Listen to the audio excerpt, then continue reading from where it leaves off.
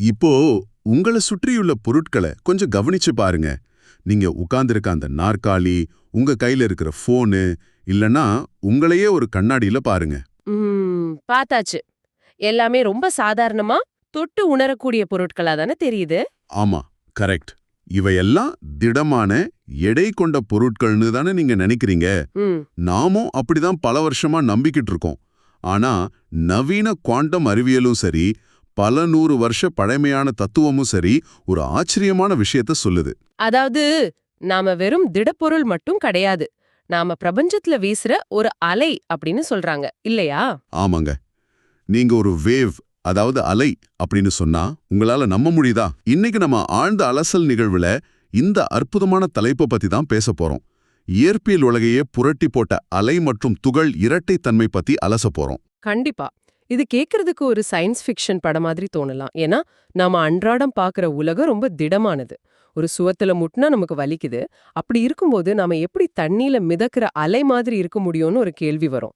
அது ரொம்ப இயல்பான கேள்விதான். அதனாலதான் இந்த அறிவியல் உண்மைகளை வேதாத்ரி மகரிஷியோட ஆழமான தத்துவ பார்வையோட இணைத்து மனித மனசுக்கும் உடம்புக்கும் உள்ள தொடர்பை எப்படி புரிஞ்சுக்கிறது அப்படிங்கிறது தான் இந்த ஆழ்ந்த அலசலோட முக்கிய நோக்கம். ரொம்ப சுவாரஸ்யமான பயணம் இது. ஆனா ஒரு திடப்பொருள் எப்படி அலையாக மாறணும் புரிஞ்சுக்க முதல்ல நாம ஒலிய, அதாவது வெளிச்சத்தை பத்தி புரிஞ்சுக்கணும். சரி, வெளிச்சத்தை பத்தி பேசுவோம். இப்போ ஒளி ஒரு அலை மாதிரியா செயல்படுதா இல்ல ஒரு பொருள் மாதிரியா செயல்படுதா? இதுல பல வருஷமா அறிவியலாளர்கள் மத்தியில பெரிய விவாதமே நடந்திருக்குன்னு படிச்சிருக்கேன். ஆமா, பெரிய பனிப்போரே நடந்திருக்கு.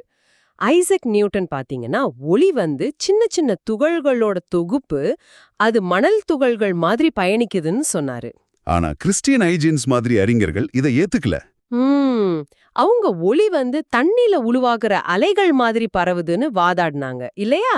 துல்லியமா சொன்னீங்க. பல 100 வருஷமா இந்த குழப்பம் நீடிச்சது. கடைசியில நவீன குவாண்டம் இயற்பியல் கொடுத்த பதில்தான் உலகத்தையே அதிர வச்சது. அதாவது ஒளி அலைகளாகவும் இருக்கு, அதே சமயம் துகள்களாகவும் இருக்குன்னு சொன்னாங்களா? இது எப்படி சாத்தியம்? ரெண்டு வேற வேற தன்மைகள் ஒரே நேரத்துல எப்படி இருக்க முடியும்? அதான் குவாண்டம் உலகத்தோட மாயாஜாலம். இப்போ நீங்க பள்ளிக்கூடத்துல படிச்சிருப்பீங்க. ஒரு இருட்டு அறையில கதவோட சின்ன இழுக்கு வழியா வெளிச்சம் வரும்போது என்ன ஆகும்? அது நேர்கோட்ல மட்டும் வராம அந்த இடுக்கோட ஓரங்கள்ல பட்டு கொஞ்சம் வளைஞ்சு விரிவடையறத நான் பார்த்திருக்கேன். கரெக்ட். இத விளிம்பு விளைவு, அதாவது டிஃப்ராக்ஷன் அப்படின்னு சொல்றாங்க. ஒரு தண்ணீர் அலை எப்படி ஒரு பாறையில மோதும்போது வளைஞ்சு போகுமோ அதே மாதிரி ஒளியும் செயல்படுது. ஓஹோ, அப்போ இது ஒளி ஒரு அலை அப்படிங்கிறதுக்கான ரொம்ப தெளிவான சான்று. இத மறுக்கவே முடியாது. கண்டிப்பா மறுக்க முடியாது. ஆனா 20ஆம் நூற்றாண்டோட தொடக்கத்துல ஆல்பர்ட் ஐன்ஸ்டைன் உள்ள வராரு. அவரு ஒரு புதிய சோதனைய முன்வைக்கிறாரு. அதுதான் ஒளிமின் விளைவு, அதாவது போட்டோ எலக்ட்ரிக் எஃபெக்ட். கொஞ்சம் எளிமையா சொல்லுங்களேன். இந்த போட்டோ எலக்ட்ரிக் எஃபெக்ட்னா என்ன? அதாவது ஒரு உலோக தகடு ஒரு மெட்டல் பிளேட் மேல ஒளிய பாய்ச்சும் போது அந்த உலோகத்திலேருந்து எலக்ட்ரான்கள் வெளியேறுது. ஒளி வெறும் தொடர்ச்சியான அலை மட்டும்தான் அப்படின்னா, அது ஒரு தண்ணீர் பைப்லேருந்து வர தண்ணி மாதிரி மெதுவா பட்டு எலக்ட்ரான்களுக்கு ஆற்றலை கொடுக்க கொஞ்சம் நேரம் ஆகும். ஆனா அப்படி நடக்கல இல்லையா? ஆமா, நடக்கல. ஒளிப்பட்ட மறுகணமே எலக்ட்ரான்கள் தெரிச்சு வெளியேறுச்சு. ஒரு நிமிஷம். அப்போ தண்ணிய பீச்சடிக்கிற மாதிரி இல்லாம ஒரு சுவத்து மேல ஆயிரக்கணக்கான பிங்பாங் பந்துகளை வீசி எறிகிற மாதிரி ஒளி செயல்படுதுன்னு சொல்றீங்களா? ஆமா, அந்த சின்ன சின்ன ஆற்றல் பொட்டலங்களை தான் ஃபோட்டான் அப்படின்னு சொல்றாங்க. ஒளியோட அதிர்வெண் அதிகமாகும் போது அந்த பந்துகளோட வீரியம் அதிகமாகி எலக்ட்ரான்களை உடனடியா தட்டி வெளியேத்துது. அட, இது அப்பட்டமா ஒளியோட துகள் தன்மையை, அதாவது பார்ட்டிகல் நேச்சரை காட்டுது. ஆமாங்க. ஒரு அலை மோதுனா எலக்ட்ரான் இப்படி துள்ளி வெளியேறாது. ஒரு பந்து இன்னொரு பந்து மேல மோதுற மாதிரி தான் இது நடக்குது. அதனால சில சோதனைகள்ல ஒளி அலை மாதிரி இருக்கு, சில சோதனைகள்ல பிங்பாங் பந்து மாதிரி துகளா இருக்கு. இதை நான் இப்படி புரிஞ்சுக்கலாமான்னு பாருங்க. இப்போ என்கிட்ட ஒரு உருளை வடிவ பொருள் இருக்கு, அதாவது ஒரு சிலிண்டர். சரி. இருட்டறையில அந்த உருளையோட பக்கவாட்டுல இருந்து நான் ஒரு டார்ச் லைட் அடிச்சா சுவத்துல விழு நிழல் ஒரு செவ்வகமா இருக்கும், ரெக்டாங்கிள் மாதிரி. ஆமா, கண்டிப்பா. மாதிரி. அந்த பொருள் செவ்வகமும் இல்ல, வட்டமும் இல்ல, அது ஒரு உருளை. ரொம்ப அருமையான உதாரணம். ஆனா நாம எந்த கோணத்துல அளக்குறோம், எந்த கருவியை பயன்படுத்துறோம் அப்படிங்கறத பொறுத்து அது வேற வேற வடிவங்களை நமக்கு காட்டுது. அப்படிதானே ஒளியும் செயல்படுது. துல்லியமா சொன்னீங்க. நாம பயன்படுத்துற அளவீட்டு கருவிகள் தான் அந்த டார்ச் லைட். ஒளியோட உண்மையான வடிவத்தை நம்ம புரிஞ்சுக்க முடியாது. அது நாம கேக்குற கேள்விய பொறுத்து துகள் அப்படிங்கிற நிழலையோ இல்ல அலை அப்படிங்கிற நிழலையும் காட்டுது. சரி, ஒளிக்கு இருக்கிற இந்த இரட்டை முகம் ரொம்ப சுவாரஸ்யமானதுதான். ஆனா இதற்கும் எனக்கும் என்ன சம்பந்தம்? வெளிச்சத்துக்கும் மனிதர்களுக்கும் நேரடி தொடர்பு இல்லையே. உங்க தான் கதையில ஒரு பெரிய ட்விஸ்ட் வருது. 1924ல லூயிஸ் டி பிராக்லி அப்படிங்கிற விஞ்ஞானி ஒரு துணிச்சலான கேள்வியை கேட்டாரு.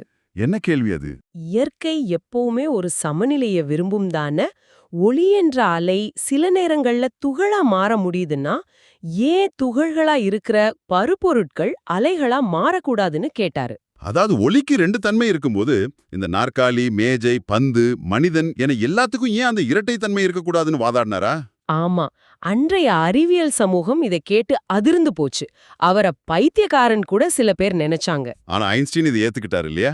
ஆமா, ஐன்ஸ்டீன் அவருடைய கட்டுரையை படிச்சுட்டு இதுல ஒரு மாபெரும் உண்மை இருக்குன்னு ஆதரவு தெரிவிச்சாரு. டி பிராக்லி முன்வைத்த சமன்பாடு ஒரு அடிப்படையான உண்மையை சொல்லுது. அந்த சமன்பாடு என்ன சொல்லுது? கொஞ்சம் விளக்கமா சொல்ல முடியுமா? அதாவது ஒரு பொருளோட எடை, மாஸ் எந்த அளவுக்கு குறைவா இருக்கோ அந்த அளவுக்கு அதோட அலைத்தன்மை, வேவ் நேச்சர் ரொம்ப பெருசா தெரிவா தெரியும். அப்போ எலக்ட்ரான உதாரணமா எடுத்துக்கிட்டா அதோட எடை மிக மிக குறைவு, கற்பனை செஞ்சு பார்க்க முடியாத அளவுக்கு சின்னது. அதனால எலக்ட்ரானோட அலைநீளம் பெருசா இருக்கு. கரெக்ட். அதனாலதான் எலக்ட்ரான் முழுமையா ஒரு அலை போலவே செயல்படுது. இத வச்சுதான் குவாண்டம் கம்ப்யூட்டர்கள் எல்லாமே சாத்தியமாகி இருக்கு. இது புரியுது. ஆனா இங்கதான் எனக்கு ஒரு பெரிய சந்தேகம் வருது. என்ன சந்தேகம்? கேளுங்க. நீங்க சொல்றதெல்லாம் பார்த்தா மனிதர்களாகிய நாமும் நான் தூக்கி எறிகிற ஒரு கிரிக்கெட் பந்தும் கூட ஒரு அலைதானா? இது எப்படி சாத்தியம்? நான் தினமும் ரோட்ல நடக்கும்போது எந்த அலை போலவும் நான் வளைஞ்சு நெளிஞ்சு போறதை நான் பார்க்க முடியலையே. நான் ஒரு கதவோட இடுக்கு வழியா நுழையும் போது ஒளி வளையிற மாதிரி நான் வளைஞ்சு ரெண்டா பிரிஞ்சு போவதில்லையே. நான் ஒரு திடமான துகளாக தானே இருக்கேன். இந்த முரண்பாடு பலருக்கும் வர்ற குழப்பம்தான். டி பிராக்லியோட கோட்பாடு நீங்க அலை இல்லைன்னு சொல்லல, மாறாக உங்களுடைய எடை மிக மிக அதிகம்னு சொல்லுது. ஓஹோ, எலக்ட்ரானை விட நாம பல கோடி மடங்கு பெருசு அது சொல்றீங்களா? ஆமாங்க. உங்க அதிகப்படியான எடை காரணமா உங்களுக்கான அலைநீளம் அளவிட முடியாத அளவுக்கு சுருங்கிடுது. அதாவது எண்ணெய் போன்ற பெரிய பொருட்களுக்கு அலைத்தன்மை இருந்தாலும் அது ஒரு அணுவை விட பல கோடி மடங்கு சின்னதா ஒடுங்கி போயிடுது. அதனாலதான் அது என் கண்ணுக்கும் கருவிகளுக்கும் தெரியறதில்ல. சரியா புரிஞ்சுக்கிட்டீங்க. அதனாலதான் நீங்க முழுசா ஒரு திடப்பொருளா தோற்றமளிக்கிறீங்க. அடிப்படையில நானும் ஒரு அலைதான். ஆனா என்னோட அதிக எடை காரணமா அந்த அலைத்தன்மை மறைக்கப்பட்டு பொருள் தன்மை என் மேல ஆதிக்கம் செலுத்துது. இது நிஜமாவே நம்ப முடியாத ஒரு அறிவியல் உண்மைங்க. இயற்கையோட இந்த வடிவமைப்பு தான் நம்மள ஆச்சரியத்துல ஆழ்த்துது. அதிக அடர்த்தியும் எடையும் சேரும்போது அலைகள் சுருங்கி பருப்பொருளா மாறுது. எடை குறையும் போது விரிவடைந்து அலைகளா மாறுது. இந்த இடத்துல தான் இந்த ஆழ்ந்த அலசலோட மிக முக்கியமான கட்டத்துக்கு நாம வர்றோம். இயற்பியலை நம்ம தெளிவா பார்த்துட்டோம். ஆனா இந்த கரும்பலகையில எழுதப்பட்ட சமன்பாட்டை அப்படியே வாழ்க்கையோட இணைக்க முடியுங்கிறது எனக்கு ரொம்ப ஆச்சரியமா இருக்கு. கண்டிப்பா. வேதாத்ரி மகரிஷியோட தத்துவம் இதுல எப்படி இணைகிறது நீங்க படிச்சப்ப என்ன தோணுச்சு? நான் உண்மையில ஆச்சரியப்பட்டேன். குவாண்டம் அறிவியலும் தத்துவமும் எப்படி இவ்வளவு நெருக்கமா பேசிக்க முடியும்னு தோணுச்சு. மகரிஷியோட காந்தாற்றல் தத்துவத்தை பத்தி கொஞ்சம் சொல்லுங்களேன். மகரிஷி என்ன சொல்றாருன்னா, பிரபஞ்சத்துல எல்லாமே ஆற்றலோட வெளிப்பாடுதான். அந்த ஆற்றல் ஒரு மையத்துல குவியும் போது, சுருங்கும் போது அது ஒரு பொருளா மாறுது.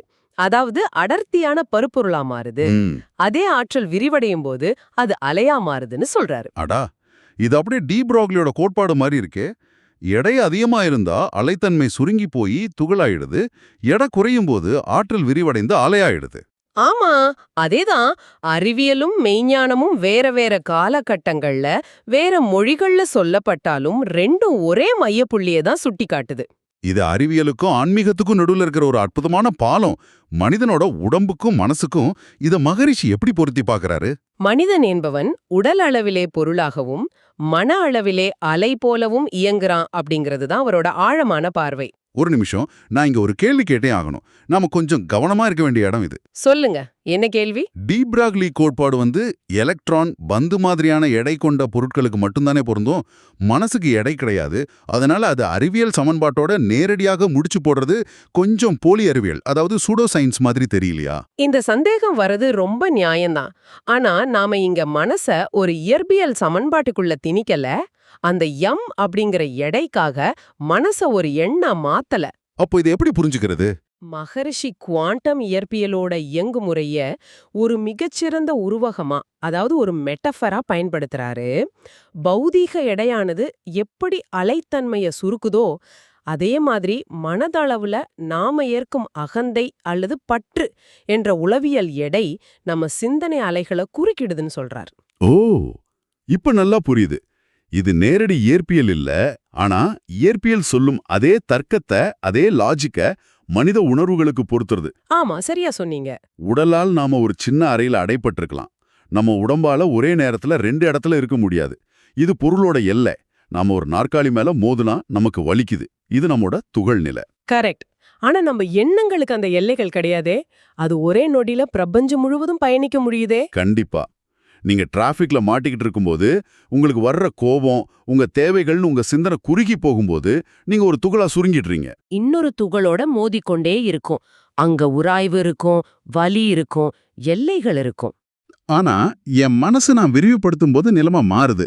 பிரபஞ்சத்தோட பிரம்மாண்டத்தை நினைக்கும் போதோ, எந்த எதிர்பார்ப்பும் இல்லாம மத்தவங்க மேல அன்பு செலுத்தும் போதோ எனக்கு இருக்கிற அந்த மென்டல் மாஸ் குறையுது. துல்லியமான புரிதல்.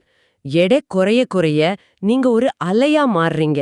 அலைகள் ஒன்றோடு ஒன்று மோதி காயப்படுத்துறதில்ல, ஒன்னா கலந்து கடந்து போகுது. ஆமா, என்னோட சாத்தியக்கூறுகள் முடிவற்றதாகிடுது. இத புரிஞ்சுக்கிறது ஒரு மிகப்பெரிய விடுதலை. இது ஒரு அருமையான விழிப்புணர்வு நிலை. குவாண்டம் இயற்பியல்ல அப்சர்வர் எஃபெக்ட்னு ஒன்னு இருக்கு. நாம ஒரு குவாண்டம் துகளை எப்படி கவனிக்கிறோம் அப்படிங்கறத பொறுத்து தான் அது அலையா செயல்படணுமா இல்ல துகளா மாறணுமான்னு முடிவெடுக்குது. வாவ்! அதே மாதிரி தான் மனிதர்களாகிய நாம நம்மளை எப்படி கவனிக்கிறோம், நம்ம வாழ்க்கையை எப்படி அணுகுறோம் அப்படிங்கறத பொறுத்தே நம்ம உண்மையான தன்மை வெளிப்படுதுன்னு சொல்றீங்க. ஆமாங்க. குறுகிய மனப்பான்மையோட இருந்தா ஒரு துகளா சுருங்குறோம். பரந்த அன்போட செயல்பட்டா அலையா விரிவடைறோம். இது நம்ம வாழ்க்கையை முற்றிலும் வேற கோணத்துல பார்க்க வைக்குது. சரி, நாம இந்த ஆழ்ந்த அலசலோட நிறைவு பகுதிக்கு வந்துட்டோம். ஒரு சின்ன மீள்பார்வை செஞ்சிடலாம். ஒளியோட இரட்டைத்தன்மையில நம்ம தொடங்கணும். ஆமா, ஒளி ஒரே நேரத்துல அலை போலவும் துகள் போலவும் இருப்பத பார்த்தோம். அப்புறம் டி பிராக்லியோட சமன்பாட்டை வச்சு எப்படி எடை காரணமா பொருட்கள் அலைத்தன்மையை இழந்து திடப்பொருளா நமக்கு தெரியுதுன்னு அலசினோம். கடைசியா வேதாத்ரி மகரிஷியோட தத்துவத்தை வச்சு ஆற்றல் சுருங்குனா அது பொருள், விரிந்தால் அது அலைங்கிறத மனித மனசுக்கும் உடம்புக்கும் உருவகமா பொருத்தி பார்த்தோம். நாம வெறும் மாமிசத்தாலும் எலும்பாலும் ஆக்கப்பட்ட எந்திரங்கள் கிடையாது. பிரபஞ்சத்தோட அதிரக்கூடிய ஒரு மாபெரும் அலை நமக்குள் இருக்கு அப்படிங்கறத உணர்வது ஒரு பேரானந்தம். நிச்சயமாக. இந்த உரையாடலுக்கு பிறகு உங்களை நீங்களே ஒரு கேள்வி கேட்டுக்கோங்க. நீங்க யார்? ஒரு குறிப்பிட்ட எடையும் எல்லைகளும் கொண்ட வெறும் உடலா, இல்லை பிரபஞ்சம் முழுவதும் விரிவடையக்கூடிய எல்லையற்ற மனதா? இயற்பியலின்படியும் சரி, மெய்ஞானத்தின்படியும் சரி, உங்ககிட்ட ரெண்டுமே இருக்கு. ஆனா இன்னைக்கு உங்க வாழ்க்கையில நீங்க எந்த பக்கத்தை உலகத்துக்கு காட்ட போறீங்க? சின்ன சின்ன பிரச்சனைகளை கண்டு சுருங்கி போய் மோதும் ஒரு எல்லையுள்ள துகளாகவா, இல்லை சவால்களை விரிந்த மனதோடு கடந்து செல்லும் எல்லையற்ற அலையாகவா? சிந்தித்துப் பாருங்கள். மீண்டும் அடுத்த ஆழ்ந்த அலசலில் சந்திப்போம்.